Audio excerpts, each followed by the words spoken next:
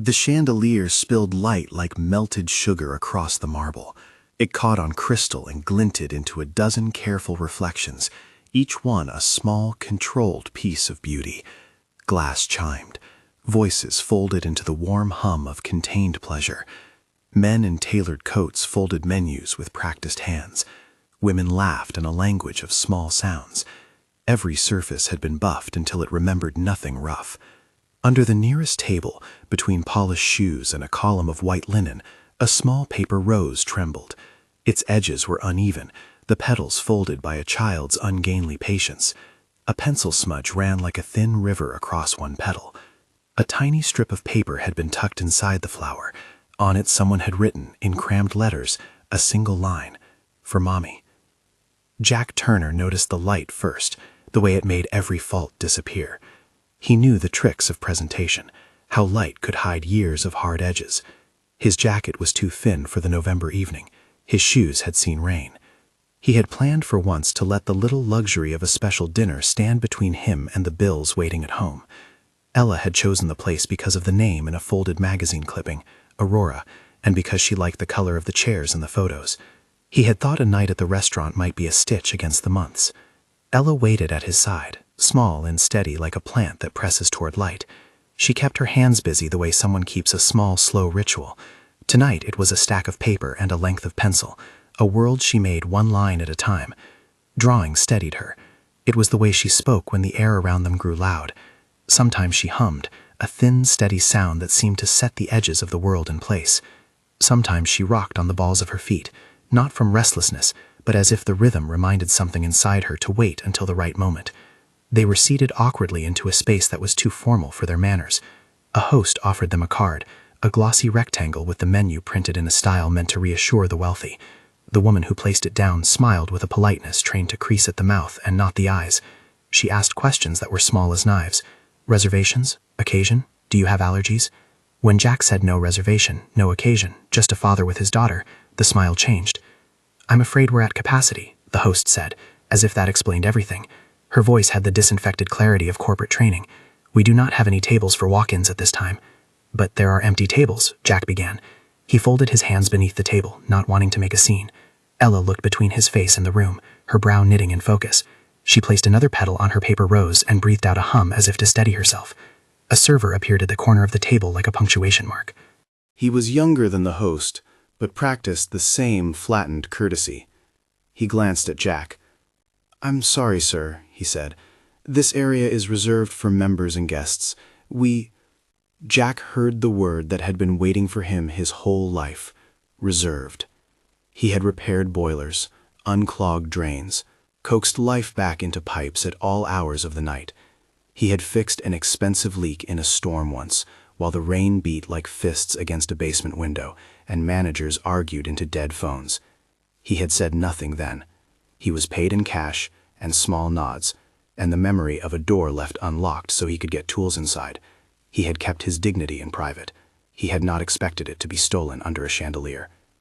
Ella's hands abandoned the rose for a moment. She tucked hair behind her ear. The world of cutlery and linen and soft conversation folded itself into a sound she had on other days known how to ignore, a crescendo of noise that pressed against the edges of her breathing. She looked up at the server. He asked her, politely but with the same script, "Do you have a reservation?" She did not answer in the way the server expected. She held up her paper rose, the way someone held up a badge. She brought it forward, inexplicably, as if presenting proof. "She made this," Jack said. "It's just her. It's—" The server did not look at the rose. He saw the clothes and read the wrong name off a page that had never had Jack's handwriting on it. "Manager's orders," he said. "I'm sorry." It was not a shout. It did not have to be. Humiliation often arrived in the softest voice, like a whisper that slipped under skin. Jack folded his hand around Ella's and rose. He kept his face even. He guided her toward the exit as if this were a small inconvenience and not another notch on a lifetime's belt. Outside, the city was a different temperature. Inside was warmth and curated taste. Outside, wind pushed against Jack's jacket. The street smelled of wet leaves and burnt coffee from a late vendor. Cars passed with orange taillights like distant constellations. Ella did not cry. She walked with a tight smallness about her, like a figure in a place that was not designed for her body. When she felt the floor change under her shoes, tile to marble to pavement, she hummed, and the sound steadied Jack more than he wanted to admit. As they stepped down the stoop, a little petal loosened from Ella's rose and fell, skidding across the marble and stopping beneath the nearest table. A busy tray clattered. Someone's laughter paused. No one moved to pick it up. The paper lay there like an accusation. Inside, at the far end of the dining room near the private rooms, Clara Lane saw the movement like a grain of dust caught in sunlight. She watched because she had time to watch things others did not. She had designed the space to be seen from there. Glossed plates, artful breaks in lighting, positions sent so her gaze could land on every curated moment. She had never meant for anyone in it to be invisible. A young server bent, as part of the routine, and nudged the petal under the table with the toe of his polished shoe. He did not retrieve it. He did not read the line tucked into the rose. He did not ask whose it was. Clara's fingers had learned to be precise, how to sign her name, how to fold contracts without hesitating, how to conceal a heartbeat. She felt a small, unfamiliar pull at the sight of that paper. She could have let it go. The host's eyes flickered toward her, like a trained animal expecting a command. The policy was not to interfere. Reputation was the capital she guarded. Protocols were shields. Something lodged in her chest like a pebble. For a moment, she saw herself as people saw her, light passing over glass, a smile measured for the camera. She did not like the view. She stood, not loudly, and moved toward the table where the rose lay half hidden. She reached, with small fingers and careful wrist, and picked it up. The paper was warm from somebody's hands. The petals bore the faint oils of a child's grip. When she unfolded the tiny strip, the words were clear and cut with care. For Mommy. She read the line twice. Her mouth did not make a sound, but the space around her seemed to change. For a long instant she wanted nothing more practical than to set the piece back down and let the choreography of her evening continue. Instead, she slid the rose into her jacket pocket and walked to the back. Clara had built an empire that smelled like citrus and success. She prided herself on details, but she had never been the kind of manager who went out into the street. She had staff who watched the world and reported. Tonight, the report would come in a different form. Curiosity pulled her through the kitchen, past the swinging doors, to a ledger bound in ledger where reservations were locked, guest lists pinned. She requested the receipts for the night and scanned the hostess's log. A line jumped at her. 2, no reservation, seated, alerted. The handwriting was neat, the tone clinical. At the bottom of the page, in a different hand, a terse note read, discretion advised. She called up the security cameras, not to prove anything, but because, in a life measured by precision, evidence was compelling. The footage was color-saturated and clinical. It showed a man and a child moving through her space with the same right to be there as anyone. It showed a host consulting a book. It showed a server sending the pair away. It showed the child dropping something as they left. When she rewound the frame and watched the rose stop under the table, something like shame loosened in her throat. Clara did not like mistakes. She liked to fix them. She did not like to be responsible for them after she had noticed them. On a whim that had the weight of a decision, she asked to see personnel files. The file for the host and the server was standard. Training certificates, corporate-supplied etiquette notes, a copy of the employee handbook signed and dated. None of it explained why someone would treat guests that way. She moved then to the server's manager, who offered the rehearsed line that will always come when a public space must protect its image. A staffer had overstepped. There would be retraining. Apologies would be made. But apologies without accountability tasted like sugar and left the teeth raw. Clara wanted more. The petal from the rose had become a key. She trusted physical things the way some people trusted sums in a ledger. She asked for maintenance orders, invoices, calls. There, in the binder with yellowed tabs, she found an item from 2 years earlier, an emergency call during a storm. The invoice was unsigned. The amount paid was minimal. The description said, emergency pipe repair, basement flooding, urgent. At the bottom, scribbled in a hurried hand, a name, J. Turner. Clara read the name twice. It was small on a page full of big numbers. She went to her office and pulled a file labeled with a woman's name she had almost not remembered, Sarah Turner. Sarah had worked here years ago, a server with a laugh that had lingered in the room like cinnamon. A box of old staff photographs lived under the desk. Sarah's photograph showed a face lit from the side, the light catching in her teeth as she smiled at the camera. Notes in the file mentioned maternity leave, praise, then a sudden stop. Death certificate. The administrative tone tried to tidy a life into neat categories. Clara felt the room spin like a tablecloth being jerked. She had been busy building restaurants, opening new locations, charming investors and critics. She had not known, in the procedural way the world can ignore its debts, that the restaurant had been kept afloat in a crisis by a man who had not been thanked properly. The name on the invoice matched the surname in the file. The tiny paper rose began to hum in the pocket of her jacket like a small clock. She left the office with the rose clutched in her hand. The city looked different through the glass of the private room where she sat, distance clarified by guilt. She dialed the number listed on the maintenance invoice, though she had no right to it, and could have handed the matter off to HR. The phone rang twice before a tired voice answered. "Turner Plumbing," said a man with a sound worn by long nights. "This is Jack." Clara heard something in his voice she could not place. Reserve, yes, but not the right sort. She had imagined anger or a tremor. She heard dignity. She swallowed the scripts of a CEO and spoke simply. "Mr. Turner, this is Clara Lane at Aurora. I have something that belongs to your daughter. May I come by?" He was silent for a long time. Outside, traffic sighed. A woman in a coat walked fast, her hands folded around something small. "Where?" Jack asked. "On 9th. "My car is outside the restaurant. I can come now." Jack did not say yes. He said instead a small, appointed time. "Give us 15 minutes." He hung up and looked at Ella. She had already begun to fold another rose, the way she folded herself around rituals when the world had shifted.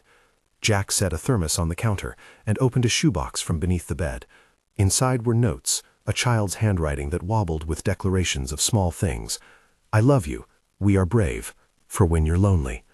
There were photos of Sarah with Ella when she was smaller, a woman with mud on her shoes, hair pulled back, holding a baby who stared at the camera with a grown-up curiosity. A pencil sketch of a house, annotated with elbows of bright crayon. Jack read one aloud, his voice rough with weather and sleep. "For Mommy," he said, because sometimes reading quiet things out loud made them real. She made that for her. Sarah had a way of keeping things together. She worked nights, learned every face in the room. She even let us sit at the staff table when things were slow. He fastened his coat. He carried Ella's hand like someone carrying a fragile weight. He told her simply, "Let's go."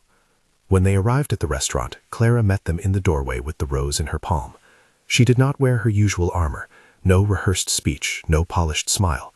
She had a coat and the same tired look of someone who had been thinking too much. Ella's eyes widened at the sight of the rose. She reached out with a slow, deliberate motion and took it back, with the tender reclaiming of something given away. Clara knelt, awkward at her height and in that position, and met Jack's eyes in a way that had nothing to do with social niceties. "Mr. Turner," she said, "I want to apologize for how you were treated tonight and for not knowing what you did for this place." Jack kept his jaw set. He had been raised in a place where words like apology could carry obligation or pity. He had planted his dignity and not let it wither. He answered slowly. "It was a winter. The pipes burst. I couldn't leave them to flood every floor. I fixed it. They paid me cash that night. I didn't need a thank you. It was work." "I found your invoice," Clara said. "I found Sarah's file." She paused, and the pause was the most honest thing she'd said so far. She was a good server. She mattered here. It was not a confession so much as a statement of ownership. She was accepting that the restaurant had, in some measure, failed to tend to its own debts. Jack's face moved in a small way. No thanks, but a reckoning. He was not the sort of man to be turned by theatrical gestures. He took Clara's words the way he took an unexpected bill, measured, careful. "I'm not here for charity," he said. "We don't want to be display pieces. We came because tonight we wanted to feel like we had a place to be." Clara nodded. "Then stay," she said simply, "not as a favor, as a place made right." He could have refused. He could have said that standing down would be a life lesson, that wounds were not salved by one meal. He saw Ella clutch the rose, saw how the edges of her mouth turned up in a way that suggested wonder rather than hunger. He thought of the shoebox and the notes and Sarah's empty chair, and the many nights the pipes had rattled like a question he had answered without audience. He thought of the way Clara had come to him. She had not offered charity. She had offered recognition, which was different. "Okay," he said, "but not for show." Clara had not expected resistance that tasted like dignity. She offered what redemption she could make real: the private dining room, a menu prepared by the chef who would come out at intervals to speak to them as if they were not a spectacle but guests. She called the head of staff and told them simply to prepare. She sent instructions to the kitchen, a quiet table where a child could draw, and lights kept soft. She instructed the staff to apologize, not a public performance but individual conversations, and she asked for the host and server to come and speak with Jack. Inside the private room, the table was set with cloth like a low tide pulling back the world. The candles were small, smelling faintly of citrus. The food was careful, without opulence. Roasted root vegetables with the edges glistened like memories, a broth that smelled like home, a slice of bread that crunched under the teeth with honest texture. Ella set the rose in front of her and began to draw a new petal with a slow, reverent concentration. The hum in her throat gradually softened into the sound of someone at peace in the act they had chosen. Clara stayed to one side at first, watching the way Jack smoothed his napkin. She was learning how to sit in a room with a man she had belatedly wronged. The host approached, face pale with the recognition of a policy he had weaponized. He knelt by the table and said, "Mr. Turner, I'm sorry. I shouldn't have sent you away." The apology was small. It had to be. Apologies become cheap when they are rehearsed. But the host said it again, with a voice that had not been taught to lie and that was not cushioned by the corporate script. The server looked at Ella and then at Jack, and his eyes filled with something like regret. The kitchen staff brought out a small plate arranged like a painting. The chef himself came and spoke. He explained the ingredients with a child's curiosity, the same way someone explains a hobby. The apples were from a farm nearby. The bread was made early that morning. He asked Ella what she liked. She answered with a sentence he listened to, and then brought her a smaller piece of a sweet root that she giggled at. Then Clara stood. She had prepared words, because when you have resources, they give you the illusion of control. She did not read from a statement. She did not produce lawyers or press officers. She simply said, "You kept us from losing everything when that storm hit. The file shows it. I failed in gratitude." Jack looked at her. He did not look grateful, nor did he look humiliated. He looked tired and relieved, in the same small movements way a man unpacks things he has carried too long. "My wife, Sarah, used to work here. She liked the light on the back steps," Jack said. "She kept the orders straight in the chaos. She'd make you laugh and then go home to Ella." Ella drew another line, a small arc that became a petal. She watched Clara with wide eyes, not reading her like a newspaper, but as if the woman had presented a new shape. "Ella is autistic," Jack said, as if to explain why she might not follow expected patterns. "Drawing helps her tell stories. She gives things to remember people. She gave that rose because it made her feel like her mom was there." Clara held the sentence in her mouth like a bridge. Ella's hum threaded under their words, steady and earnest. There was no clamp of pity in Jack's voice. He said the fact plainly, like a weather report. Clara imagined how past decisions had folded over each other. The hiring choices, the cost-cutting, the quiet failing to follow up on names. She thought of Sarah's file, of the invoice paid in the rain, and felt the weight of a ledger that had omitted human interest for profit. When dinner wound down and the room smelled of citrus peel and roasted things, Clara took the shoebox from Jack's bag. It was heavy with folded papers and clean pennies of childhood. She opened it gently, like someone handling relics. Inside were notes in a child's hand, little scribbles of bravery and affection. An instant later she understood the gravity of what she had found. These were the pieces of a life stitched together by a woman who had worked hard and loved harder, who had left a child and a husband to continue with the small things that kept the world from falling apart. She read a line that said, "For when you're cold, remember my hugs." Clara lifted her head and looked at Jack. "I want to make this right in a way that lasts," she said. "Not for a headline, not as a show, for Ella, for Sarah." She had not meant to promise anything beyond sentiment, but in that quiet, Clara called something concrete into existence. She announced a scholarship in Sarah Turner's name, one that would help ensure Ella's education and any services the family might need as she grew. It would be funded by Aurora and would be handled by a small board that included staff members and community representatives, people who understood that money without accountability could still do harm. The scholarship would not erase the past. It would, however, be a tangible tether to a future. Jack listened as Clara spoke. He folded his hands as if holding something fragile. He did not accept the scholarship as a gift. He asked about terms and controls and how it would be managed. He wanted responsible follow-through, not theater. When Clara agreed to his stipulations, an oversight committee, annual reporting, a commitment to support trainings for staff to work respectfully with guests of all kinds, something like relief passed over his face.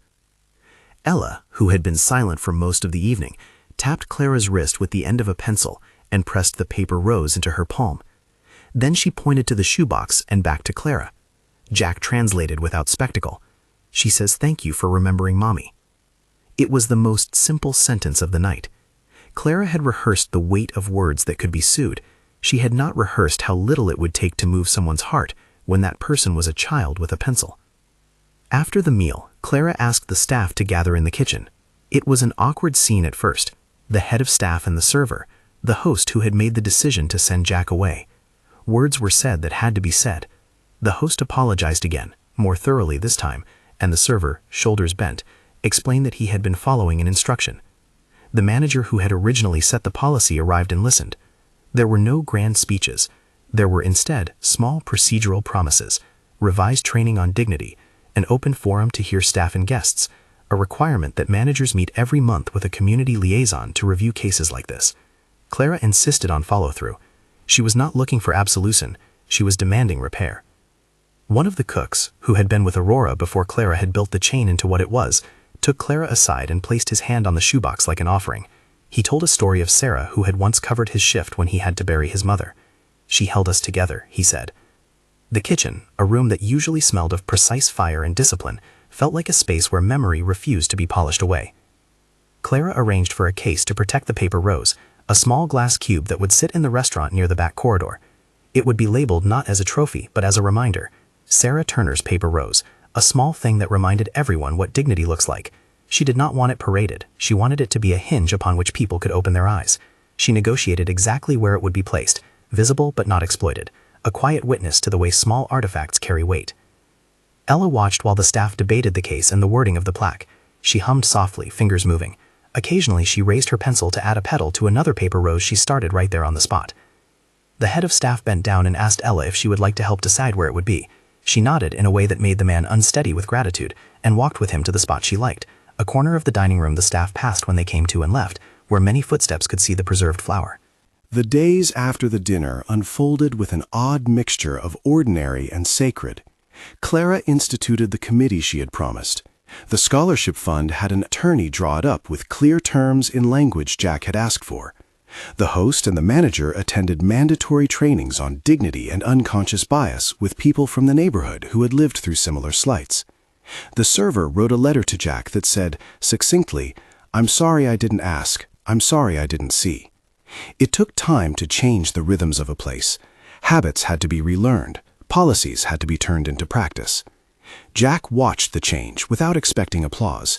He kept doing his work. He went to the maintenance lifts and tightened bolts on pipes and crawled into basements that smelled of cold iron. He and Ella walked past Aurora some nights and saw behind the glass the small case holding the rose and the plaque with Sarah's name. They did not know if life would be easier. They knew this. Someone in a position of power had listened, been shown the proof of a debt, and had chosen to respond with repair rather than a headline. On a slow afternoon a week later, Clara stood by the case and watched a young server pause at the plaque. The server read Sarah's name aloud, and then, without looking back, reached out to a woman who had been cleaning a table and offered her a steadying hand. Small transformations were messy, unglamorous. They did not make the front page, but they altered how people moved through one room and perhaps many more. Ella grew into the spot she had claimed. She began to visit the restaurant with Jack on Sunday afternoons when the place smelled of leftover bread and the staff had the time to slow and notice. She would add new petals to the little rose in her pocket and sometimes bring them to the case. People learned to say hello to her, not because they were told to, but because they saw how she arranged a flower as if the world were a place worth tending. Clara, who had once measured success in numbers and expansion plans, found that gratitude did not swell her quarterly reports, but it altered the lines she chose to draw through the shape of the company's life. She began to sit longer at meetings where voices from outside the corporate circle were invited to speak, to listen to people whose lives had been affected by decisions made in high towers. She set aside budget lines for neighborhood initiatives and insisted on oversight that would not let charity become a salve for conscience alone. Her empire, which had once been all light and polish, began to acquire margins where people could step in without breaking.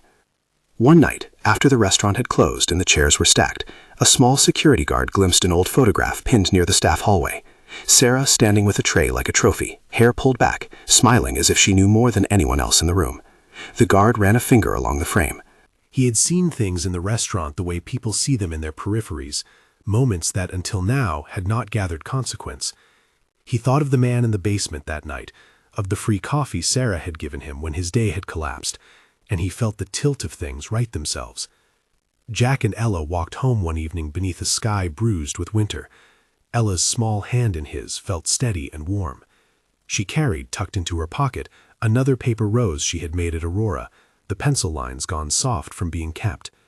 They passed the strip of stores that had always smelled of oranges and old news. People they passed looked at them like human beings rather than as tasks to be managed.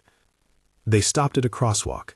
A car idled and a young woman got out, carrying a bag of groceries and the tiredness of someone working an evening shift. Jack helped her pick up a can that had fallen and kept the conversation brief and real. Ella watched, then drew in her mind a new petal, as if collecting a habit. Small gestures could make a room or a life better. Clara stood at the window of her office that overlooked the street and watched them pass. The glass held the reflection of her own room, books with margins full of notes, a lamp that kept vigil over late work. Beyond the pane she saw the man and his daughter, not as a narrative about how she had saved them, but as people moving through a city that she shared. She had felt pride that night when she had announced the scholarship, but what stayed with her now was not pride. It was the way she had learned to be attentive to debts that were not financial, but moral. She thought of the shoebox and the notes, and the stubbornness of small objects to carry stories across years. Behind her, in a neat case near the staff entrance, the paper rose waited. It had been placed in a way that could be seen but not touched. It was a witness to a moment where an institution had been asked to remember the people it served, where money and power had been turned toward repair. It would be there for anyone who needed to read the small handwriting that said, "For Mommy," and remember that names matter. The world did not change overnight. There were still evenings when the restaurant had too many guests and not enough consideration. There were still building repairs and unpaid bills, and nights when Jack had to decide which account to settle. But one less humiliation lived in the world because a woman with resources had chosen to look and to act. A committee met and learned. A scholarship was written with terms. The staff learned how to see. On an ordinary morning, a month after everything had last felt so raw, Jack sat at a small table in a quiet diner down the street and filled a form for the scholarship with Ella coloring beside him. Her hum threaded through the room like a ribbon. The form asked about plans and needs, and Jack filled it in without fanfare. He signed his name with a steady hand, not for the money, but for the principle that someone had listened and acted. Clara received the form later, and for once found that signing a check felt less like a profile item and more like a small act of keeping a promise. She sent a brief note with the funds. For Sarah. For Ella. She did not expect a response that would redeem her. She wanted only to honor what she had found, a life that had been held together by hands that had never been famous. Ella's rose was placed beneath glass with care. Sometimes, when work was not urgent and the staff had time to breathe, someone would stop and read the plaque. For dignity, said one of the new training memos that circulated, a sentence not intended for press, but for the people who lived in the place. When Jack tucked a new rose into Ella's pocket as they walked home, she looked up at him and smiled with a kindness that had nothing to do with reward. "We keep making things," she said, like someone who had discovered a purpose in the repetition. Jack had learned in the slow weather of his life what people mean when they say dignity. It was the absence of spectacle and the presence of recognition. It was a manager who found the courage to admit error and then to make amends that mattered. It was a child whose drawings could cross class and silence to make a world slightly better. Clara watched from her window as the two of them faded into the streetlight. She felt the small hollow of regret settle into a softer shape, the kind that could be filled with action rather than words. She returned to her desk and wrote down a list of community commitments, not as publicity, but as a ledger of promises to be kept. The paper rose in its case caught the light as a token for a time when a small object had reminded a big person of their responsibility. If this story moved you, if you believe small acts can change hearts, share it with someone who needs to remember that dignity costs nothing but attention. They walked home under a sky that had no fanfare, the same city full of rushed errands and quiet goodness. The rose, preserved and labeled, waited in a case like an altar. Clara headed toward a different kind of meeting that night, one where reporters would not be invited, but where people with lived experience would be. She had learned to listen. Jack and Ella had learned, in the way people learn from being seen, that small things made the world more bearable. The shoebox continued to sit under the bed, notes inside like small beacons. Ella kept making roses. They were proof that memory, kept carefully, could change the way rooms were arranged. Share this if you believe small acts can make a difference. If you believe kindness and dignity still matter, subscribe to Emotional Stories. These are the stories the world forgets, until someone chooses to notice.